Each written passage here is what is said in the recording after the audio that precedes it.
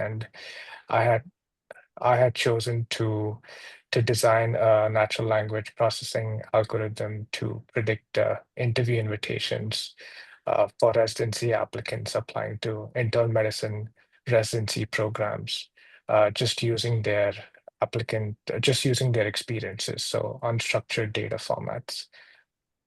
So happy to be here and look forward to teaching this course to you all with Dr. Hoyt. Okay, thanks, Aaron. I appreciate it. So I've now hit the record button, which I hate to ever forget. I did want to comment that this, again, is an appetizer course. Think of it as like having tapas. It's not the full course or entree. However, if the interest level is there, the attendance is good, we may offer an intermediate course in the next month or two. In that course, we would go well beyond what we're giving in the next 4 weeks, and it would include more of the same in depth, maybe how to tweak some algorithms. We'd probably talk about image analytics, probably talk about unsupervised learning. In week 4, we will talk about supervised learning, but not unsupervised learning. We'll probably also talk about the role of AI in data analytics, which has become pretty mature, and also introduce you to programming notebooks. So because they're being embedded with AI. So there's a lot we can cover in an intermediate course. Again, it would probably be like 4 Fridays, but just stay tuned because that's something we may launch. Now, when Aaron is speaking and giving the introduction, I'll try to post the website, nocodedatascience.net, and also my YouTube channel.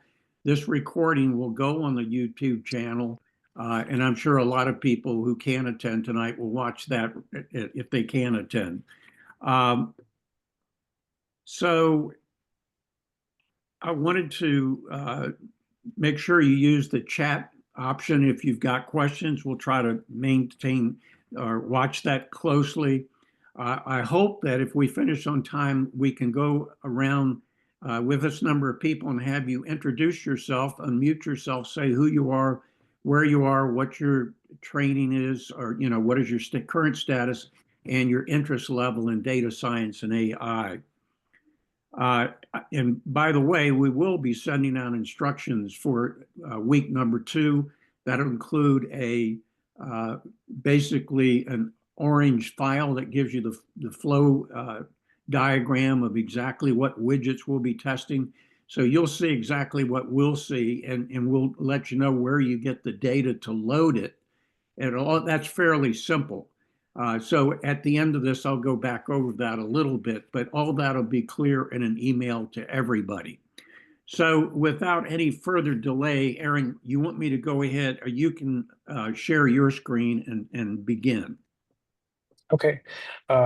Would you be able to give me access to share my screen, please? I'm just sending you a request. Okay. Yeah. Okay. Perfect. So we are going to go over introduction to data science. So this is essentially a PDF that we had sent out to y'all, showing that what we're going to be discussing about. So to begin with, I'm going to start off with what exactly is data science. And I've created a PowerPoint slide here, so I want to go over that with you. So, all right. So data science essentially encompasses 3 things. You have uh, domain expertise in statistical research and data processing. It involves mathematics, where we are also doing statistics. And then finally, there's computer science, where we are doing data processing and machine learning using coding with Python and R and other softwares that are available. So a combination of all these 3 encompasses data science.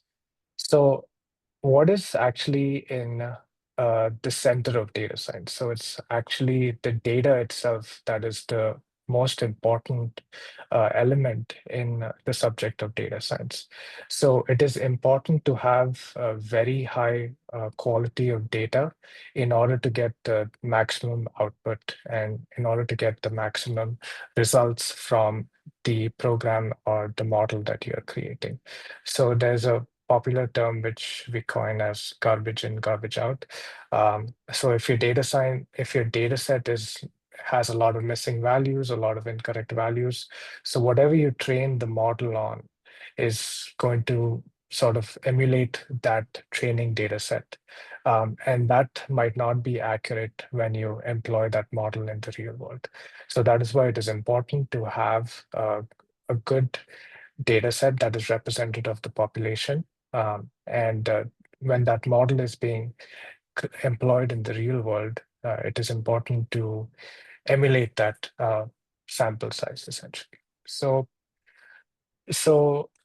in so when we go over data science, we talk about artificial intelligence. So it is a term that is coined by a Stanford professor by the name of John McCarthy in 1955.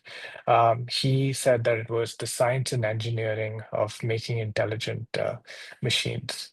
Machine learning, on the other hand, was coined by Arthur Samuel from IBM, and he was credited for coining this term while he was doing research linked with the game of checkers. So, machine learning is essentially a branch of artificial intelligence which focuses on using data and algorithms to imitate human learning capabilities and gradually improve accuracy of the model. So, and when we say algorithm, what exactly is an algorithm? It's a series of steps in which a human writes or codes in computer language, and this goes into a computer program. So this is the timeline of how artificial intelligence, machine learning evolved. It initially started off in the 1950s uh, when Arthur Samuel was working with IBM and he was doing some research with checkers and trying to come up with an algorithm for for the algorithm to beat a human player essentially. And then after that, you progress to have machine learning and then progress to have deep learning in the early 2010s. So historically, this is how artificial intelligence has evolved with time. The most recent evolution has been the use of large language models and transformers. And this has been, being widely used and being uh, continuously updated, and it gets better and better with each iteration. Initially, it was only learned to analyze text. Now we are able to use multimodal data. We are able to use text, images, videos, and we can also play around with images to create text or text to create images, so vice versa. So it's very flexible right now, and it's become a very powerful tool, and it's currently being used in pretty much every domain that we can think of to improve workflow and increase efficiency. So when we talk about machine learning algorithms, there are different types that we should touch upon. So the first one is you have unsupervised, then the second is supervised, the third is reinforcement, and the fourth is deep learning. So when we talk about unsupervised learning, essentially what you're doing is you're giving uh, just unlabeled data. So for example, we're not telling the computer that the green is a triangle or the red is a circle or the yellow is a square. And we're kind of putting this unlabeled data and create and into the algorithm and allowing the algorithm to find, certain clusters or patterns essentially. So there are different types of unsupervised learning methods, which, we will go over later on and also in our intermediate courses. But just to give you the names of a few that exist currently. So you have clustering, which is basically it's trying to group different elements together. So you have different types of clustering methods, such as k-means, k-medioids, fuzzy c-means. The next one is dimensionality reduction, where it's trying to figure out, or it's trying to group a large variety of, you could say, like scattered data, and it's trying to group it into a certain cluster based on certain parameters. And then in this, you have PCA, which is principal component analysis, and TSNE. The examples, what we can see is essentially your recommendation engines or news sections. So basically, whatever search engines that you type, you kind of start getting similar search results, or you start getting, close to whatever you're searching for. So essentially, that's an example of unsupervised learning where the computer or machine is trying to predict, what exactly you're searching for and the closest neighbor around it. So the next one is we come to supervised learning. So in this case, what we do is we provide a labeled data set. So here we actually say that the green is a triangle, the red is a circle, and the yellow is a square. And then we sort of divide this data set into training and testing. So we train the model on on all these labels. And when we're testing the model, we're not giving any of these labels. And we're seeing that how is the model, or is the model able to predict that a yellow is a square or a red is a circle? So that's what we call it as testing data. So for supervised learning, there are different types. You have regression-based supervised learning, where you have linear, logistic, lasso, and ridge. And you can also classify it into, you have classification trees, where you have Bayes, support vector machines, and decision trees.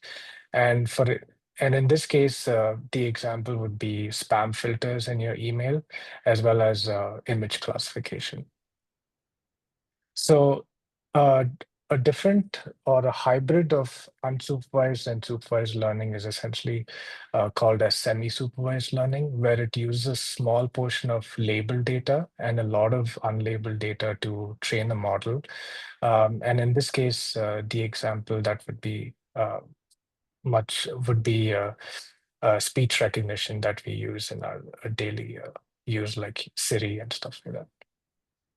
So this is the next one is reinforcement learning, where we're giving the machine learning algorithm an unlabeled data, and the agent and the environment sort of interact with the algorithm. Whereas, it gives you a result where you think that, okay, so it kind of prompts you essentially, like, so do you think this is, so if you're thinking about, like, say, bots, when the machine is trying to, or when the web page is trying to say that whether you're a bot or not, then you kind of have to tick, what is a traffic signal or what is a bus.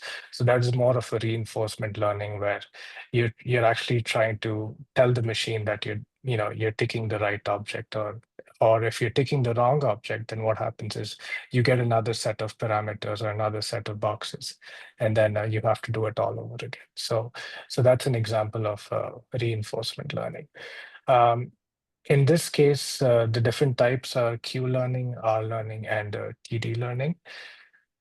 So the next is deep learning. So deep learning, essentially, it is sort of mimicking neurons and synaptic connections, which is found in our human brain. It consists of layers, nodes, and weights, essentially. So the number of nodes and weights, they can differ by each layer. And this is usually dependent upon the type of data set, the classification, as well as the network architecture that you're choosing. So if you're doing a classification task, the number of input nodes must be equal to the number of output nodes. So this is just an example of deep learning or a neural network where you have an input layer where you're giving in, you're feeding it all the data. And then all these lines are basically the weights, and the thickness of the lines determine the weights. And then it goes through these different layers, and each of this is called as a node. And finally, you have a layer which is called as the output layer. So so there are different types of neural networks, as I had mentioned. This is just a pictorial representation of how neural networks exist currently. And it all depends on, as I said, like what kind of data you're using, what sort of output are you expecting, so on and so forth. So coming to transformers, which is, currently the talk of the town, and it's pretty much being used everywhere. So this is an example of a deep learning model that is used for textual or language. And the reason why transformers are used is because earlier recurrent neural networks were used that would process text-based inputs, but it would be done in a sequential manner. So it would do it based on each word and the word that comes after. However, the limitation of that is it takes longer to run, longer to process, and it is difficult to train recurrent neural networks on large data sets because it cannot be parallelized. So, so the way transformers work is based on three principles. So essentially, it's positional. The first principle is positional encoding. So what happens is in each in each sentence, the word is given a number as part of the input. So then when the word is given a number, what happens is the model looks at every single word as a number before predicting the output. And then next, what it does is it starts looking at numbers and it starts predicting what the next number or what the next output is. And then when it keeps doing this, it's essentially trying to self-learn what the next output would be. So this is a little bit of a basic of machine learning and deep learning, and an overview of what artificial intelligence is. So I'm just going to share uh, the PDF again. So there's always a question of, in terms of the different roles of data engineer, data scientist, or data analyst. What is the difference, and how do they overlap with each other? So when we first start off with the data engineer, so what data engineers are responsible for is creating the infrastructure. So that's essentially, you know, create, creating a database management, creating a data architecture, and working essentially with big data sets. Um, Sometimes they can also help with, data cleaning and some amount of data processing. So next comes to the data scientist. So essentially what a data scientist does is it can also help with data cleaning and optimization. And then the next step, what they do is they essentially code the algorithm or the predictive model that they'd like to create. And they also are able to do statistical analysis and come up with different types of machine learning algorithms that the user or the company would like in order to predict certain outcomes. And finally, the data analyst basically analyzes these outcomes and then sees how it can be used in the real world in order to, say, change some steps in their business plan or in their domain, essentially, so that the outcomes are much more favorable for them. So, this is a pretty popular diagram of how data science, artificial intelligence, machine learning, and deep learning are sort of interconnected with each other. So this is just a sort of an overview of this. And, we went over the different types of machine learning and deep learning in brief. So the next is we come to data types. So, data types are basically qualitative or quantitative. One thing to note is that computers like to have binary data, so essentially ones and zeros. So when we're looking at outcomes, usually one is, it's a positive outcome or one is a negative outcome and vice versa.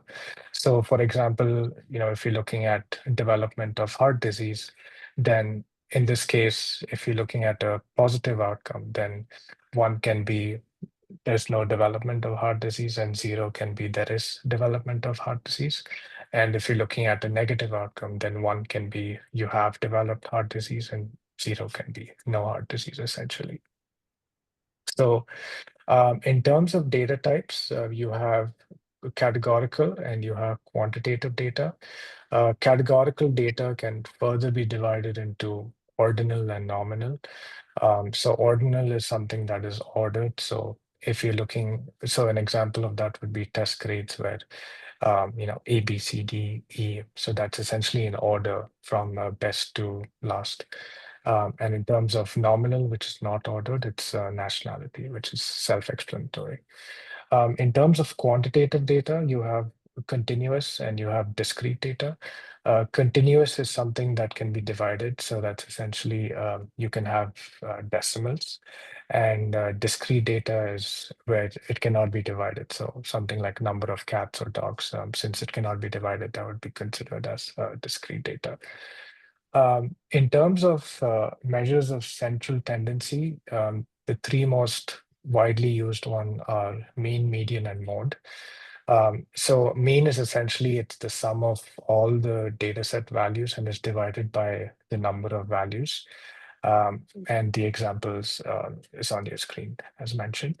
Mode is what is the most common value in the data set, and median is um, uh, for if you have a data set and if you have uh, and if you have like so it's different for even and odd numbers. So if you have an even set of numbers, then the average is usually the middle two.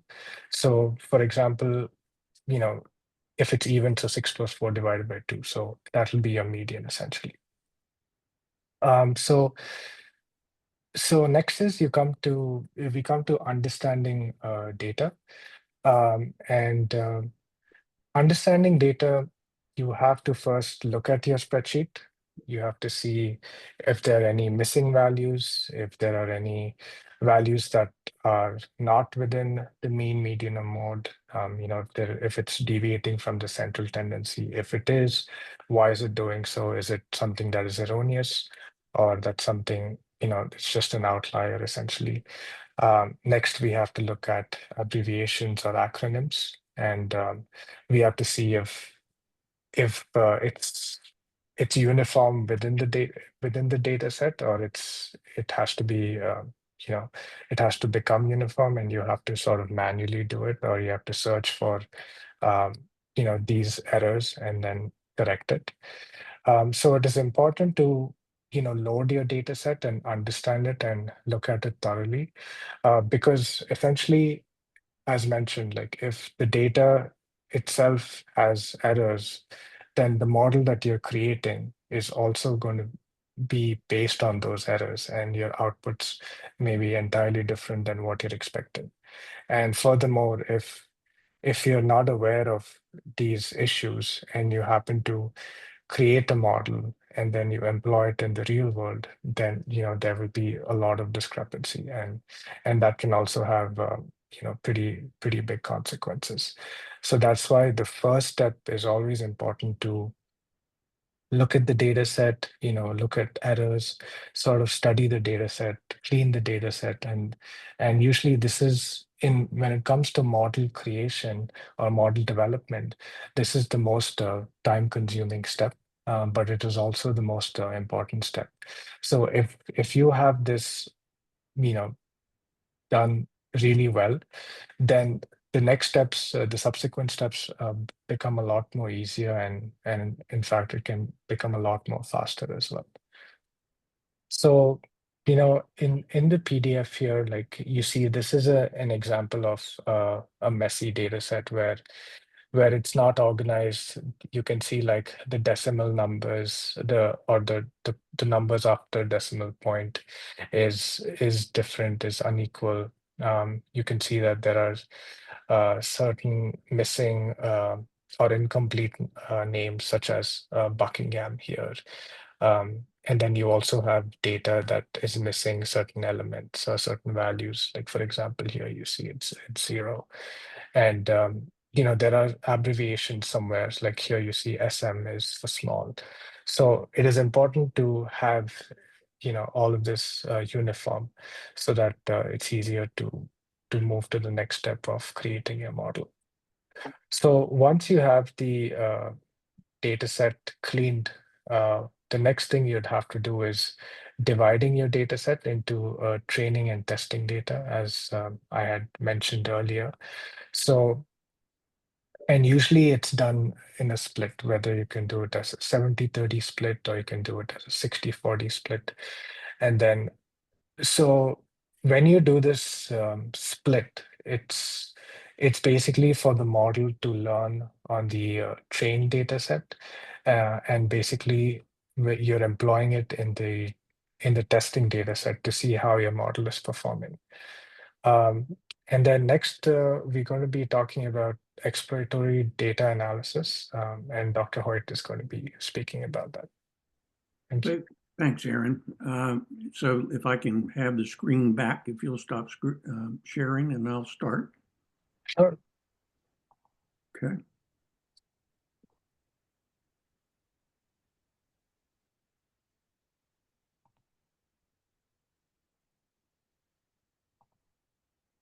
Can you see that okay? Yeah, I could see. Okay. Yeah, I can't emphasize how important it is for this really basic step of exploring the data set. Several times friends have sent me data, wanted me to take a look at, and they couldn't make sense out of it. The answer is if they had scrolled down far enough, they would have seen the problem. And you already seen here that errors can take many different forms in the data. One other thing too, when we talk about dividing data into train and test, I should have made it clear in this paragraph. That's if you're going to create a model, not if you're just going to simply explore your data. So let's talk though about exploratory data analysis, or EDA. I created this simple flow diagram to show what normally happens. You define a problem, you find appropriate data. Wrangling is a kind of a general term that just means clean up the data, look for duplicates, format errors, missing data. And scaling, by the way, means that the data often has to be on the same scale. And I'll refer to that in another page here in a second. So the beginning data, exploratory data analysis, descriptive statistics. And Aaron already covered the basics of that. And the good news, many of you are saying, well, how much statistics are we going to have in this course? The answer is only two things, a t-test and a chi-square, and we'll get into both of those. So don't worry, there won't be much statistics at all. And then we'll look, part of this, when you look at your data, it would be data distribution. So you can see if it's normally distributed, are there outliers and so forth. There's a lot you can do in Orange, as you'll see next week, with visualization, particularly the box plot widget. It is fantastic as an early starting point to get to know your data. And then there are other side issues. Multiclinearity means two of your variables are too closely related. Like income and education, by the way, are highly correlated, like 0.8, or height and weight, or waist in centimeters versus weight in centimeters. So that's something you have to look at, called multiclinearity. Correlations, we'll touch on that as far as Pearson and Spearman. Continuize and discretize means you may have to convert categorical data to numerical. We'll talk more about that. Class imbalance is important because in medicine, so often when you're looking at data, what you're interested in is in a minority. For instance, let's say you're looking at breast biopsies. Maybe only 5 to 10% will be cancer, the rest will be benign. that changes your model. We won't address that much in the intro course, but we certainly will in the intermediate course. Feature engineering we'll address here in a minute. So let's talk about missing data. And there is a little bit of art and science in this. Classically, addressing missingness, that's the term they use, missingness is three categories: missing completely at random, missing at random, and missing not at random. So missing completely at random kind of means that the data that's missing has nothing to do with really the way you, uh, with the end results, if you will. They give an example of improper processing or loss of a lab sample would not have anything to do with incorrect measurement. It's just loss. So the article I put up there shows you that there is a way with chi-square to tell whether the missing and non-missing data is statistically different. So let me spend a second on what the heck is a chi-square test. Let me use a simple analogy, because what it looks at is the proportions that you have versus what's expected. For instance, it is a fact that most, overall, about 10% of people are left-handed, which means 90% aren't, but 10% are left-handed. But does that mean men and women are the same? What if women are, say, 8% and men are 12%, left-handed? The answer is the chi-square will put it in a 2x2 table like you're seeing here, do a little bit of finagling and come up with a p-value. Notice this p-value is less than 0.05, excuse me. Therefore, there is a difference between missing and not missing data. So that's a technique that you can use. Missing at random basically means that they are related to the data that you have observed, but not the missing data. And they give an example. If you have a depression survey or registry, you may notice that the male participants are less likely to complete a survey about depression than female. So that is missing at random. Missing not at random means that it really will affect your model. And it does, the missing data does pertain to what's present and what's missing. And that the example they give, if you have patients with severe depression and they're less likely to complete a survey, that clearly will affect their results. And we'll talk about this a little bit more in just a second. I included another section here that I copied that goes into a little bit more detail. This creates some confusion, but you need to understand that most articles you read on missing data will break it down into these three different categories. But again, this is something where you have to have some domain expertise. It also, if you're the researcher, you may have to go back into the files and see if it simply wasn't transcribed into the final record, or it's missing from the electronic health record. So when you talk about missing data, you do have to make a decision. Are you going to delete it? Well, maybe if you've got 500 or 1,000 patients and you have a few patients that are missing a lot of data, the simplest thing may be actually to delete it.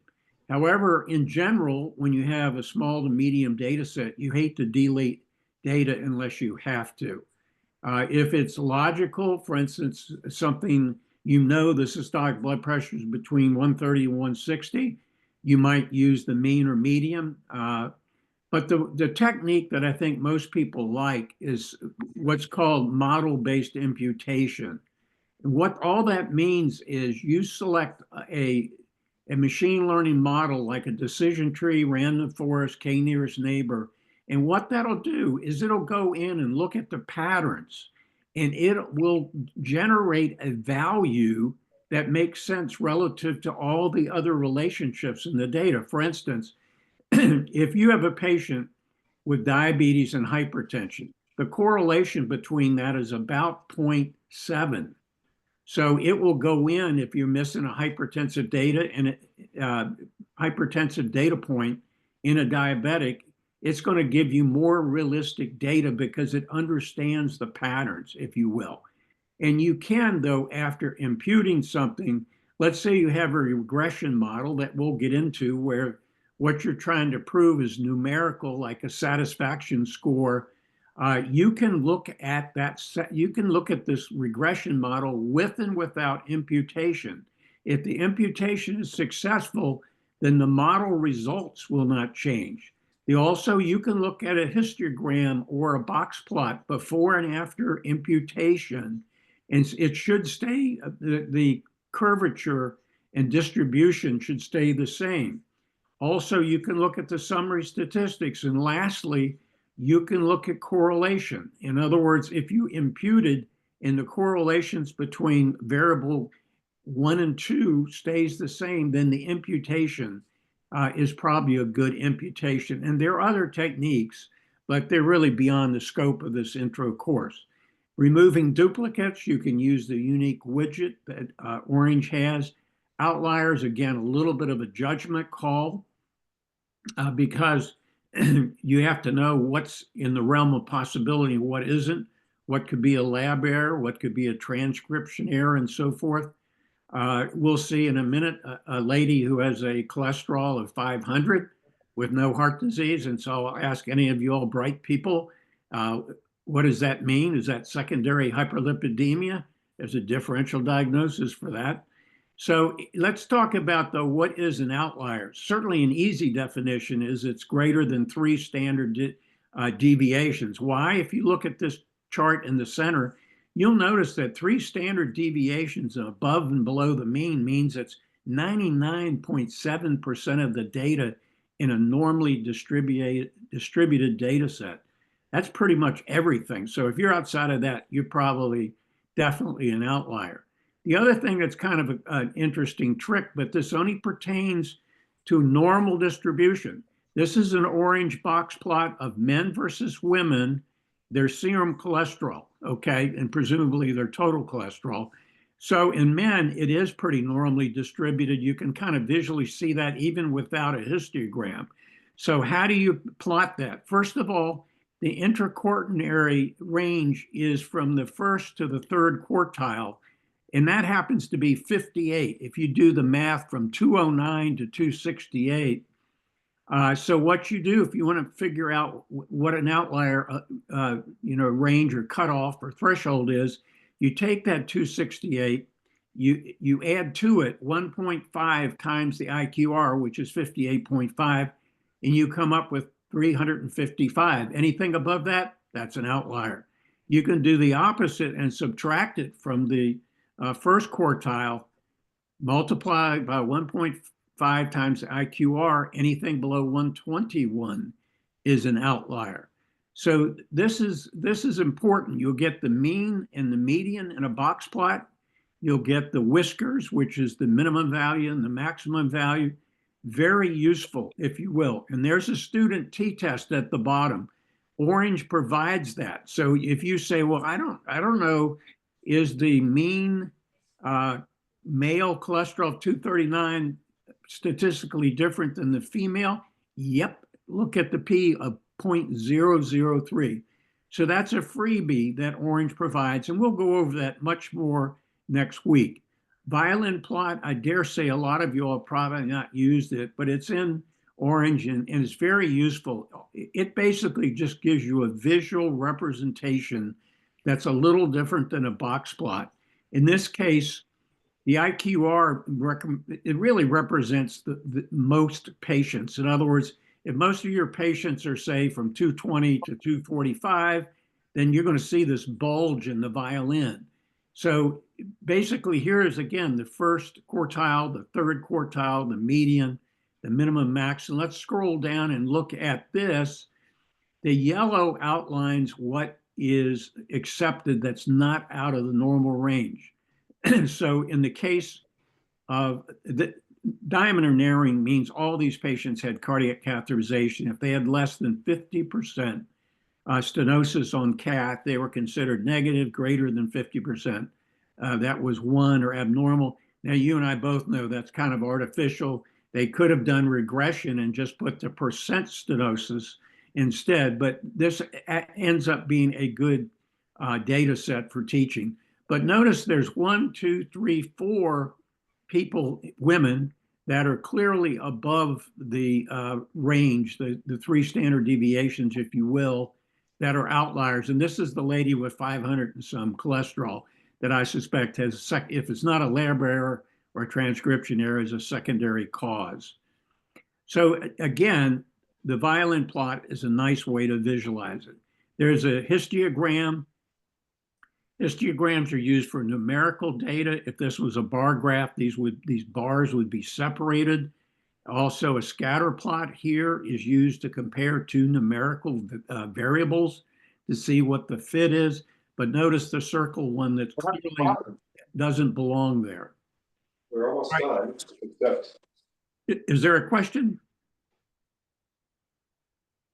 Okay, I'll keep going. All right, the word encoding means that you're going to convert something to numerical, categorical to numerical. We'll go over that. Sometimes you have to do that for some of the data analysis that you're going to run. You have to make sure everything's numerical. For unsupervised learning, it has to be numerical. Fortunately, often the algorithms and widgets in Orange will automatically do that for you. And we'll discuss that further, but that's what encoding means. Embedding is different. Embedding is converting it into a vector in multiple dimensions. So if you need to embed an image or a word into numbers and then into a vector so that computer can analyze it, that's embedding. So scaling, as I already mentioned before, well, what if your platelet count's high and your C-reactive protein is low?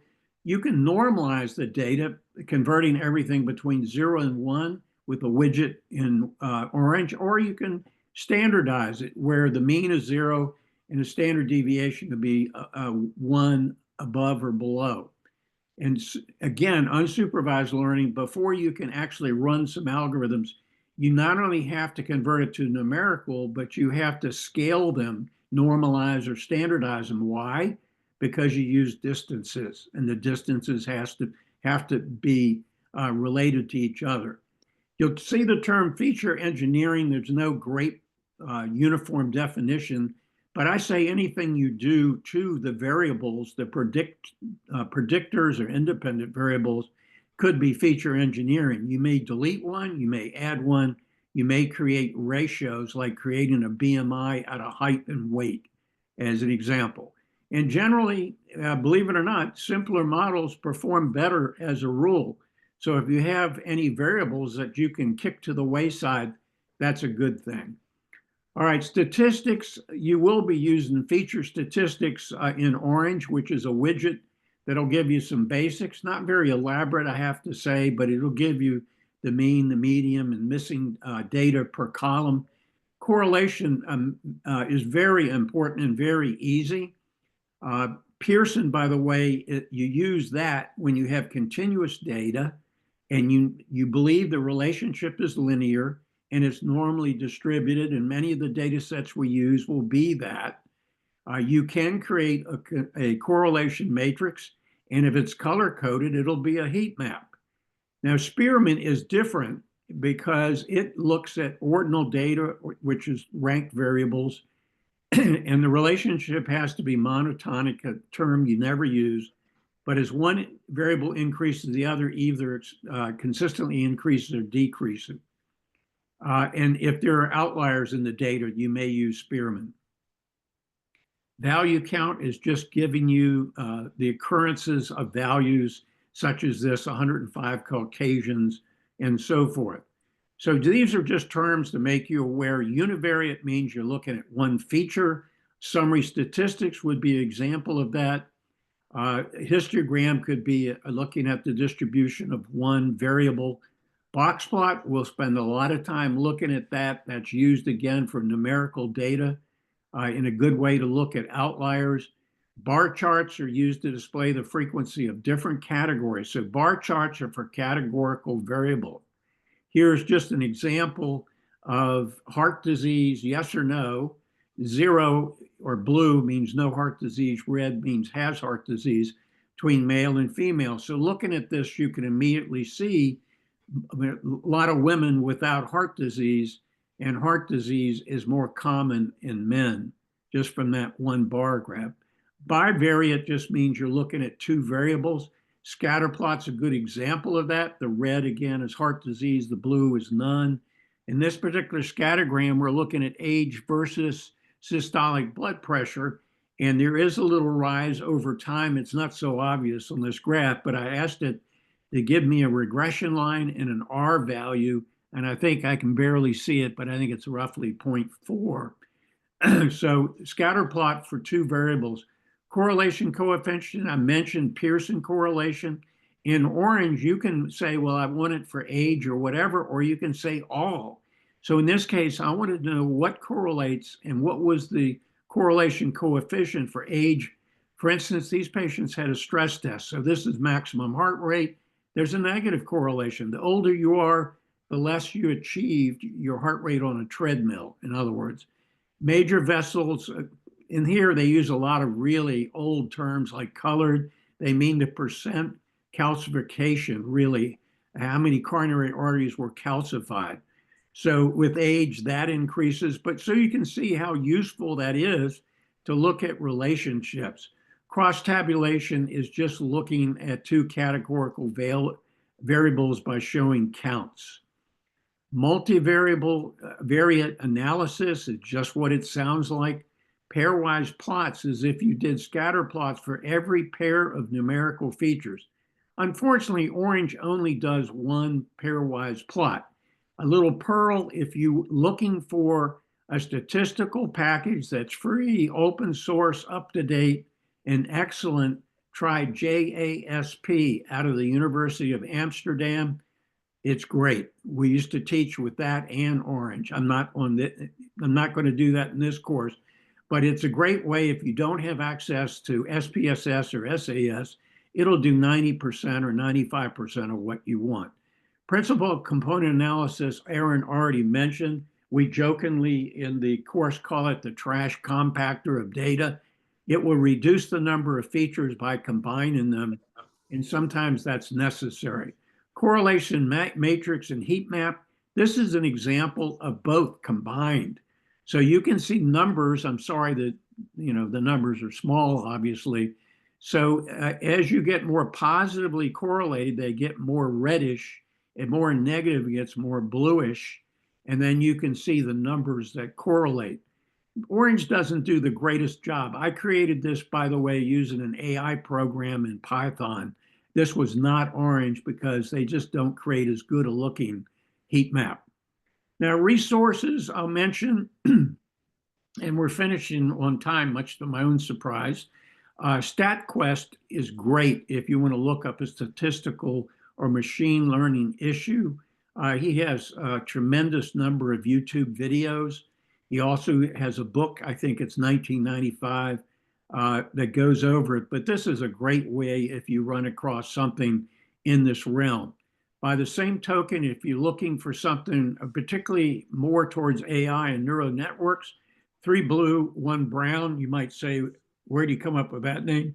This guy has an eye that has multiple colors in the iris. So that's what he named the book after. And then lastly, I'm not suggesting that you purchase my textbook at this point in time. I would only say that if you take this course and you opt to take the intermediate and you think orange is the program that'll do you the most good, then the book would be, to me, very helpful in terms of that kind of instruction. And with that, I'll stop the share. I have not looked at the chat.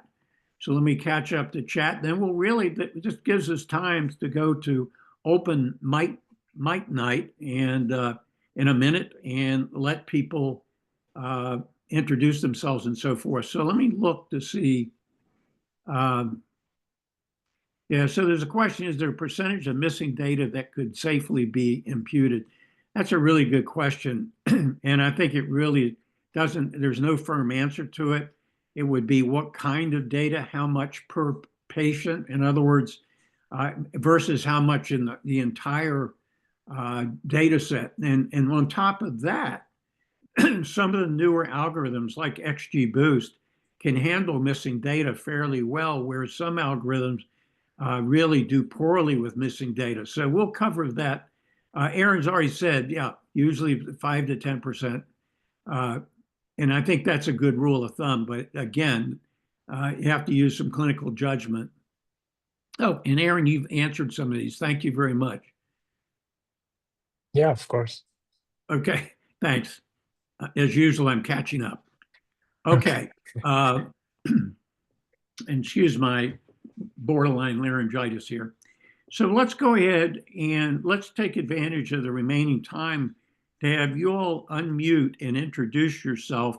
Tell us who you are, what your specialty is, so to speak. And I know there are more than just physicians attending today.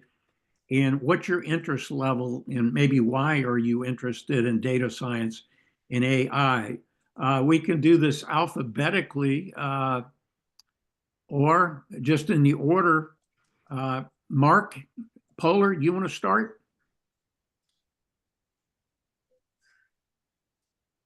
And while you guys introduce yourselves, I'm just going to share an image which kind of goes over the missingness of data. So just to give you a better understanding.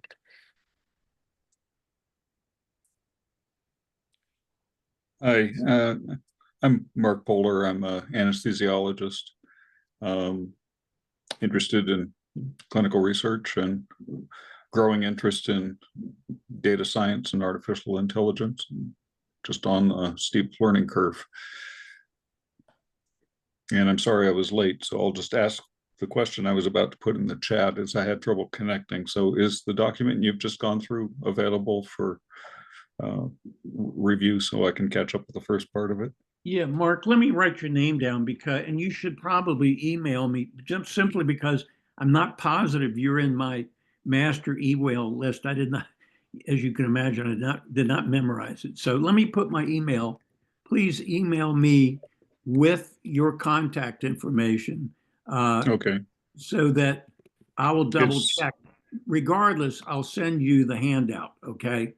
okay. It's the email at Gmail. Yeah. I've got that from previous. Okay, so yeah, Aaron, that's good. You want before we go to the next person, you want to describe this because I'm not sure I did necessarily a great job on explaining the missingness. Go ahead. Sure. So essentially, it's the three missingness of data that Dr. Hoyt went over. This is just kind of like a simplified explanation of it. So in this sort of example, H is your homework, H star is your homework with missing values, and A is your attribute of student. And in this case, the missingness is essentially the dog. So when it's completely at random, so it's saying that the dog is basically eating any kind of homework and every kind of homework. When it is not completely at random, then the dog is eating only the bad homework. And when it is just at random, so it's eating all the homework, but in this case, it's eating only the student's homework. It's not just any homework that it's eating. So not sure if this kind of gives you a little bit more clarity on what missingness is. I just wanted to go over this image that I found and thought it would be useful to share with you guys. Okay, thank you. All right, let's go ahead with Philip, Dr. Haddad. Yeah, hi. I'm a hematologist oncologist, and I'm interested. I'm also the chief of research at the Overton Brooks VA, and it's very interesting to get with the 21st century and AI. So I met you before with the courses in the American Board of AI in Medicine, and I definitely was interested in knowing more, and specifically the no code. I got your book, by the way. Uh, so it's a very interesting topic, and I deal with a lot of data and data sets and databases. So I have a background in informatics too. So uh, adding more would not harm at all. And I noticed you have more degrees than a thermometer. That's called the empty personal life. One thing I would like to do, though, in an intermediate course is introduce you to an AI tool I use called Vizly, Vizly. It's basically it's like really GPT-4 with the data analytics package, meaning it does it all, but it also will give you all your visualizations in one place. Awesome. And it really is easy to use. You can use it 10 times in the first month free, but I know the guy that owns it. I have no financial interest whatsoever, but he's going to probably cut everybody a deal so people can use it a lot, get used to it and decide. But I think by the time students get up to the intermediate level, then it may be appropriate to use it. I wouldn't recommend it before that. And also, hot off the presses this week, published in Nature is a new it's not an algorithm. It's actually a supervised learning technique for tabular data called TAB-PFN that really does an amazingly good job. I'm in the process of writing the blog on Medium that shows for classification regression is pretty darn good, but it uses a transformer. So in other words, it's not machine learning, it's not statistical learning, it's deep learning for tabular data. So anyway, Phil, good to have you. Good to see you again. Good to see you too. And I'm sure we'll learn from you as well. Thank you. Okay, let's see. Colin? Yeah, want to go next? Colin Drummond from Case Western Reserve University. I really enjoy these. I think of them as really dialogues. I'm in the process of trying to come up to the 21st century here or something and upgrade my courses and figure out, not only for myself, learn what the real fundament, I want to get away from the hype and I want to kind of look at some practical applications. And I'd like to upgrade my courses to start adding a little bit of the machine learning and things like that. So I'm biomedical engineering. So, but AI seems to be talked about all the time, but I sometimes struggle with what's the real value? Where does it really help clinical decision support? And that's why I like these dialogues. Thank you very much. Okay, thank you. Believe me, you share some of the same concern and yearning for knowledge that we all have, and that you'll hear from other people that share some of your same concerns. Sure. Thank you. Okay, thank you, Colin. Okay, let's go to Ada.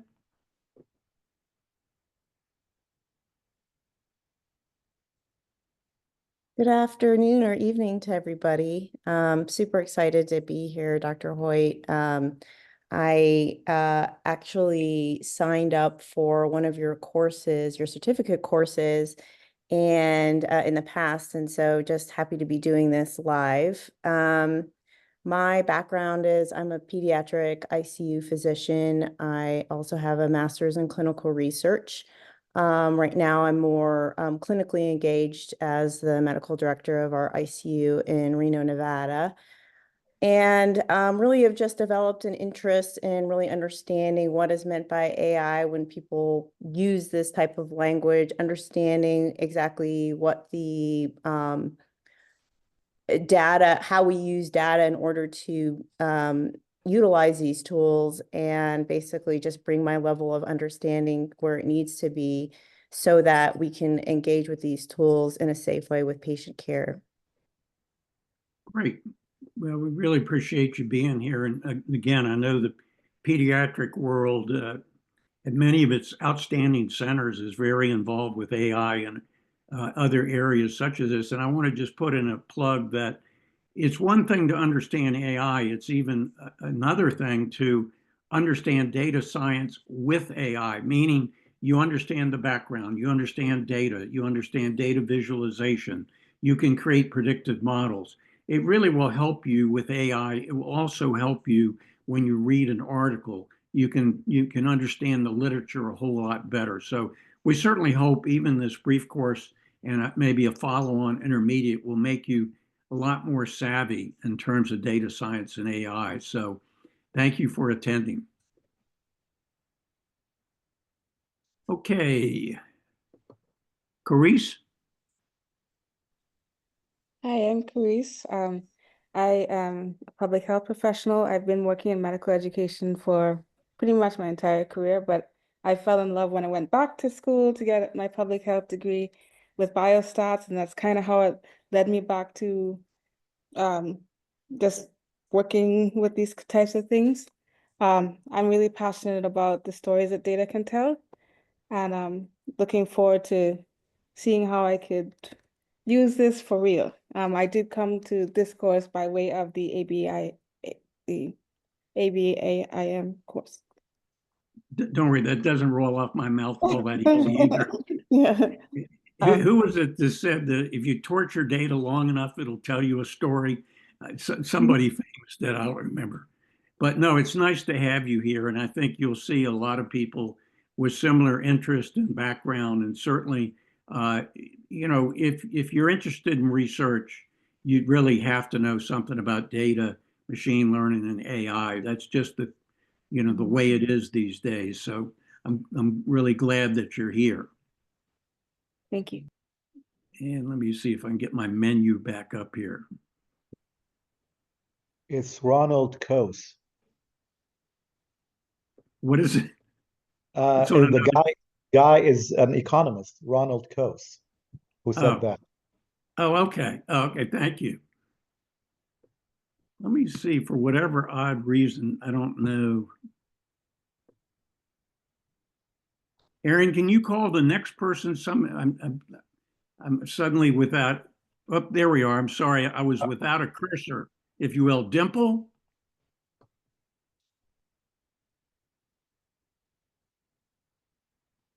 Hi, my name is Dimple Kona. I'm a pediatric hospitalist, but also an integrative and functional medicine physician. I was the regional director for Southern California Permanente Medical Group for all of our pediatric inpatient units. And I'm now transitioning to a role for the director for all the genetic screening services programs in the state of California. And I'm really interested in this. I don't have an informatics background, but I've done quite a bit of data analysis and understanding of data in my role in terms of implementing programs in my former role. And so I'm really looking forward to kind of understanding how understanding data and how it interplays with AI and having a fundamental understanding of that in order to move at least genetic screening kind of more towards the future, because I think we're set for that. We need to do that. We need to move a little bit more. Sounds great. And by the way, you're the second woman in my entire life that's named Dimple. Oh, okay. So very noteworthy. Thank you for attending today. Thank you. Okay, let's see who is next. Douglas Boyer.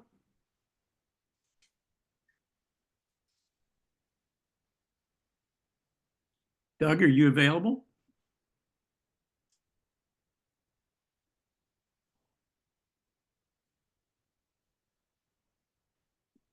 If need be, we'll go to the next person. Did that work or no?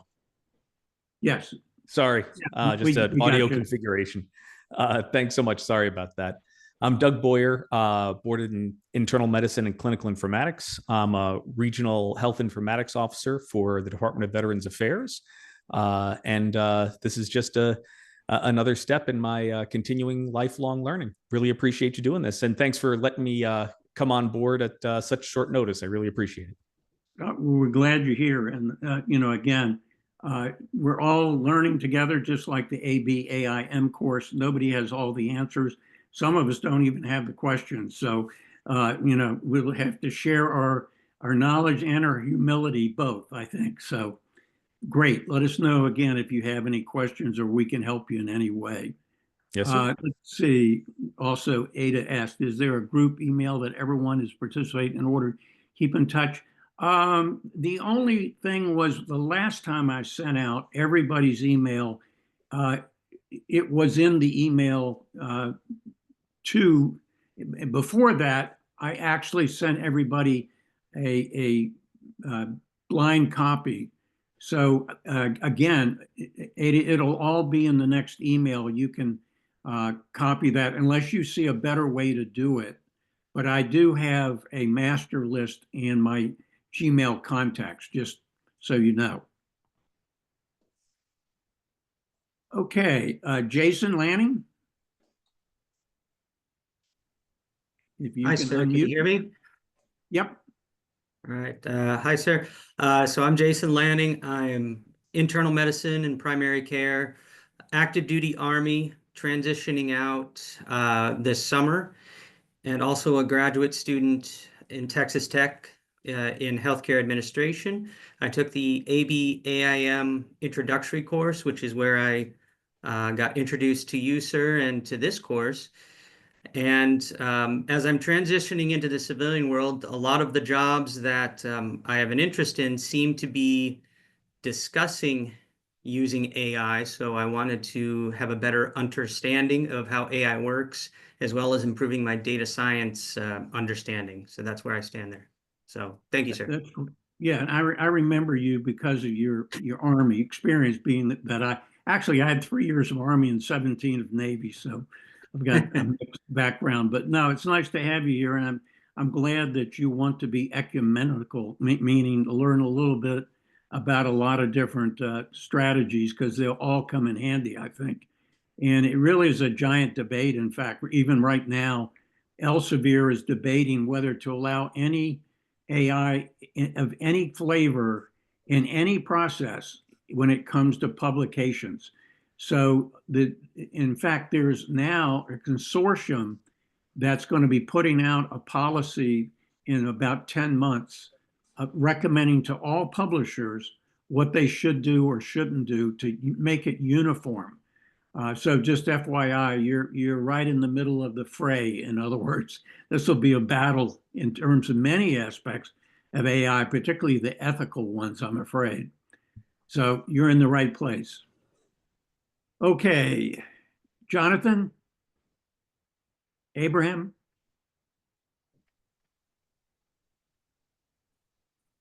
Hey everyone, my name's John Abraham. I am an emergency medicine physician for almost 10 years now. Also took the ABIM courses about a year ago too, actually. Over the past year, have been working more in terms of the AI field. I've been doing informatics for about 5 or 6 years now. Probably gonna try to take my boards this year, but I'm worked on rolling out a AI a scribe this year, which is a really great program to use. It's been great for our group. I'm with Kaiser over at MapNG. Hopefully this year working on a bunch more projects and trying to just see what other tools and things we can deploy to help kind of make our clinicians more efficient and happier day to day. Okay, terrific. It's so nice to have you here. Jordan Roeder? Hi, can you hear me? Sure can. Oh, thank you. So I'm Jordan. I am a pharmacist with the VA. I'm actually on an informatics team with a few others on this call. I recently completed the VA's AMIA basic informatics training. So I was excited that the examples you were using today were medicine related. I think it just makes the information so much more understandable and relatable for me. But I'm really excited to learn more, and I'm glad to be here. Thank you. Okay, thanks again. And as I think I mentioned the email that we've had pharmacists take the workshop, and certainly the ABAIM. And in fact, one of them is currently doing an online master's in data science. So it's just good to have multiple clinicians on board. Okay, next, Murthy.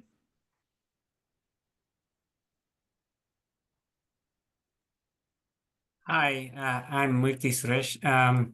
I am possibly an outlier here.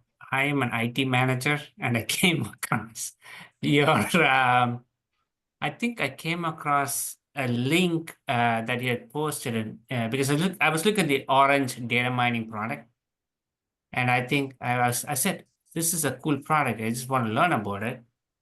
And somewhere I got into your mailing list because I clicked on a button somewhere and I registered myself. But it is great because it's an extraordinary session that I went through because this is completely non-technical. Like whenever I go to any IT training program, it's like freaking very, very technical. So it is a real eye opener, and I am delighted to be here to learn from you. Well, we're glad to have you. You know, we certainly in the ABAIM courses have people from industry.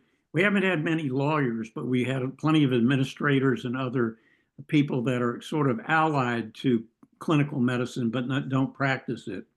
So thank you for being here. I'm going to skip ahead because I believe this person needs to leave early. Steve Chamberlain, are you still on? I'm here. Yeah, I'm here. Okay. Thank you. Thank you for doing that, for considering that. So my name's Steve Chamberlain, and I'm a professor, assistant professor at the Oregon Health and Science University. I'm also a naturopath and acupuncturist here, and I'm in Department of Medical Informatics, Clinical Epidemiology, and also Neurology. And I did an NLM fellowship in informatics a few years ago here, with a focus on bioinformatics and computational biology. But I had about 20 years of experience in different industries, particularly banking, doing predictive modeling and data science. And so I'm trying to integrate my interest in studying integrative medicine, with informatics and data science. And here, my research is health restoration. I'm studying health restoration or salutogenesis from cognitive decline in animal models on the one side, but I also teach a class here, and I have for about 5 years, and I use Bob's textbooks in that class about applied data science, and that's based on my experience actually in banking. And I have a real interest in the modeling and the prediction, but also in the implementation. The how do you actually get these things to solve problems, in a situation and in a large organization, and how they're very powerful tools to change, is what I've seen if applied right. And so anyway, but I've been using Bob's materials for a while, and I've never taken a class, so I really wanted to take this class. And I also feel like I'm a little behind the times on some of the newer AI stuff too. So I want to kind of get up to speed on that. And that's it. Thank you for letting me butt in line here to. No, well, it's nice to have you here. And again, we hope that you will pick up some stuff regarding AI and other techniques. So we're happy to share. Yeah, thank you. Okay, next is Mahtani. Can you hear me? Yes. So, hi, my name is Samudani, and I got to know about your courses by ABAM. I finished both courses last year, and I was fascinated by the material and the thing you're teaching. Actually, I have a background in medicine. I got my medical degree from my country and then moved to the United States for my PhD. So afterwards, I was working in the clinical research area as a researcher. At the same time, I did a lot of things related to biostatistics. So I'm very passionate about biostatistics and also current AI revolution. So I continuously eager to learn on that. Well, glad you're here and that we're all continuously learn. That's the name of your game. You want to learn. My father died in his easy chair reading a futurist book by Carl Sagan. And that was the way to go, but he was constantly learning. So hopefully that'll be true for all of us. So glad to have you here. Thank you. Okay, next is Sean. Are you available? Yeah, hi, I'm Sean Shaji. I'm a medical student from India. Actually, I'm graduating this year, and before I get into residency and get into research, I just wanted to learn as much as possible related to data science and AI and biostats, so that I have a good foundation before I enter into anything related to research. And the medical college I'm from has a lot of patients and a lot of data, but because there's very less available sources to learn of how to handle them efficiently and how to deal with it, that's why I was so interested in different courses related to data science and machine learning. And I'm very happy to be a part of this. Okay, Sean, and I remember you from the ABAIM class. You had also, I think, a classmate or a friend that was also a medical student, right? Yeah. Sadly, he couldn't join for today's session. I'll surely ask him to join for the next one. Okay, if he can make it. All right. Yeah. Next person is Stephen Klintsvitz. Yeah, hi, my name's Steve. I'm a physician by training. I'm also a lawyer, so you can add one to your list. And I work for Okay. Formation Bio, which is a tech-driven pharmaceutical development company. So I'm on the R&D side with a specific focus on patient safety. So we're interested in AI for analyzing clinical data, and hopefully, the holy grail is predictive modeling for safety and efficacy for our products. So. Well, that's great. And, one of the things I wanted to do, but haven't started on it, is look at preventable deaths in the United States. What percent are really preventable and what percent would be helped by AI? Because we don't have real-time AI, for instance, in the intensive care unit. But where should it be applied for safety? What's the low-hanging fruit? I don't know without doing more research, but I think that's a needed area, because certainly hospital administrators would be more willing to pay for AI if they thought it would prevent a death or a lawsuit. So I do think that's an area where I've not seen anything published on it. So again, maybe in my spare time, I'll try to put something together, but I think it's an important area. So thank you for being here.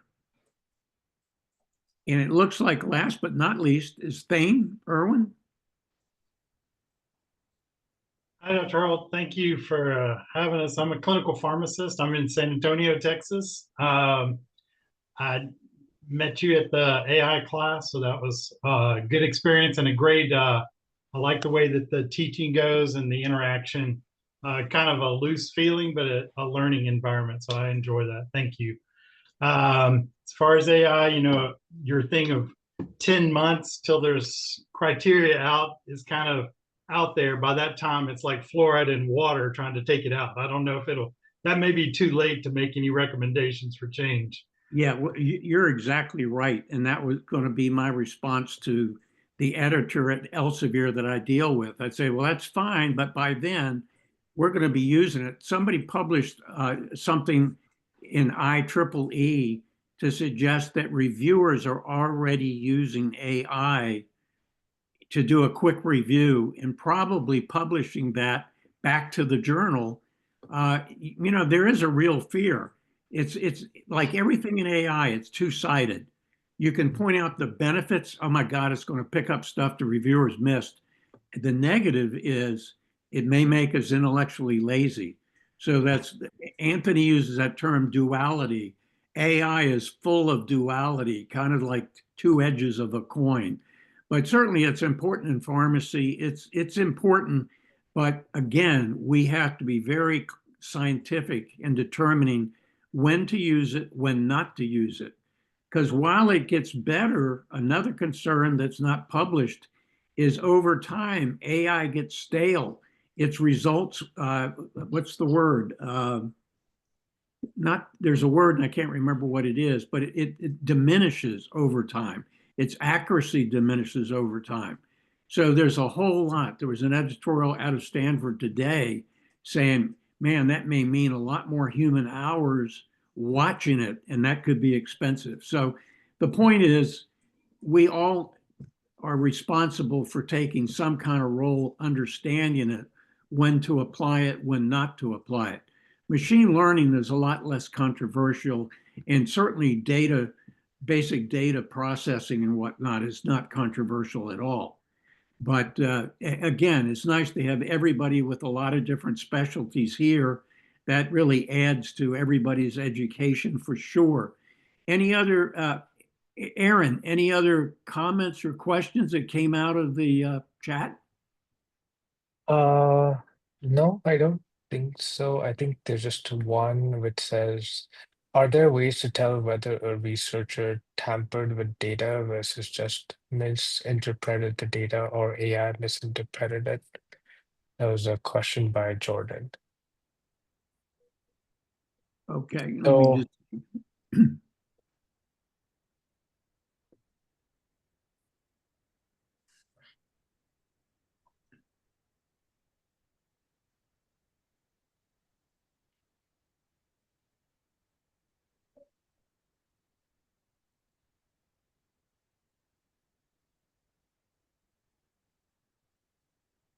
Okay, so whether a researcher tampered with data, okay, versus just misinterpreted the data or AI misinterpreted.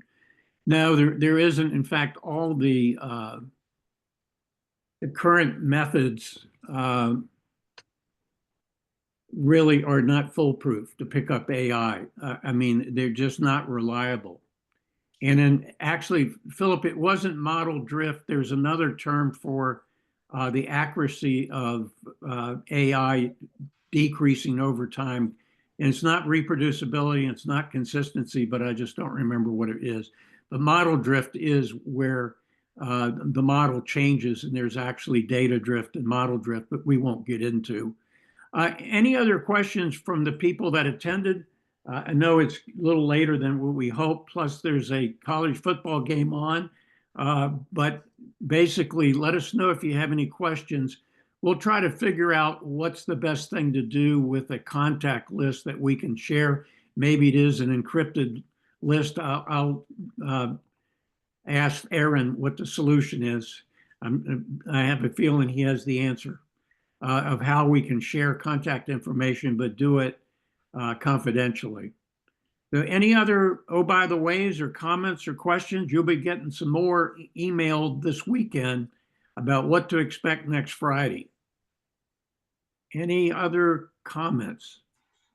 there was a question by Ida on what parallelized means, essentially. Yeah, go. So is That's it all yours. is it in terms of transformers? Is that what you're talking about? Is it in that context? Or was it in terms of computerization when you parallelization where you can run more than one thing? Yeah, so it was in your presentation, one of your early slides, you were talking about, I think, in the context of machine learning and deep learning and how data is processed. So this is essentially a concept in transformers. So essentially when, as I mentioned in my presentation, that initially the way text used to be done or used to be analyzed was in a sequential manner. So it would be one at a time.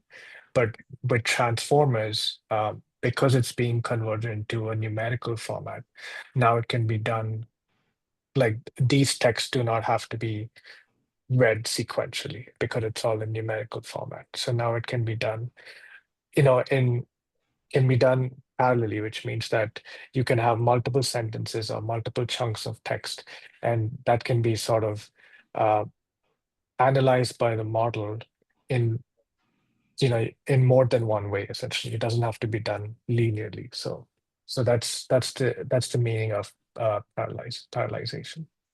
Yeah, because what preceded it was recurrent neural networks that really did require doing it one step at a time, sequentially or linearly, whereas transformers have changed all of that. So you can do a couple of sentences, a paragraph and whatnot. Are there any other questions? And there's a great video by Google explaining transformers. So it's on YouTube. I can send you guys the link. Yeah, let's try to. If you'll send that to me, I'll put it in the email that we'll send out. Okay. Okay, well, thank you for your attendance and have a warm, safe weekend, and we'll see you next Friday.